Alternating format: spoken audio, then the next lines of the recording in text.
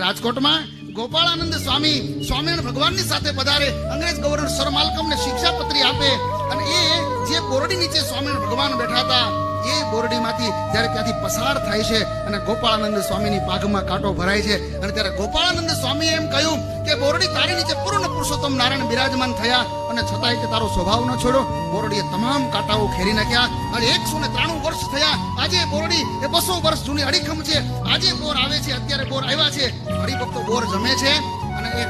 બોરડીનો ઠળિયો જ્યારે બોરનો ઠળિયો વાવે ને ત્યારે કાંટાવાળી બોરડી થાય. આજે પણ ગોપાળાનંદ સ્વામીનો પ્રભાવ તમારે જોવો હોય, મહારાજને મળેલો જીવ તમારે જોવો હોય તો એ સ્વામિનારાયણ મુખ્ય મંદિર ભૂપેન્દ્ર રાજકોટમાં તમારે આવવું પડે. તો એ ગોપાળાનંદ સ્વામીનું અમારું કનેક્શન આ સંતોની સાથે, એ ગોપાળાનંદ સ્વામીના સીધા ડાયરેક્ટ વારસદાર આ સંતો છે અને ત્યારે એમના દ્વારા આવા અપાર અગણિત અને ગિનિત કાર્યો જ્યારે થઈ રહ્યા છે ત્યારે આજના આ પાવન પ્રસંગે લક્ષ્મીનારાયણ દેવને પ્રાર્થના કરું, રાધારમણ દેવ, ગોપીનાથજી મહારાજને પ્રાર્થના કરું કે આ મંડળ દ્વારા આવા નવા કાર્યો થતા રહે. અહીંયા પૂજ્ય કોઠારી સ્વામી વિવેક સાગર દાદી સ્વામી બાલાજી મંદિરના કોઠારી સ્વામી છે, એમના વતી પણ અમારે પૂજ્ય હરિચરણ સ્વામી અને અમારું ત્યાગી મંડળ એમના વતી પણ ભગવાનને પ્રાર્થના કરું કે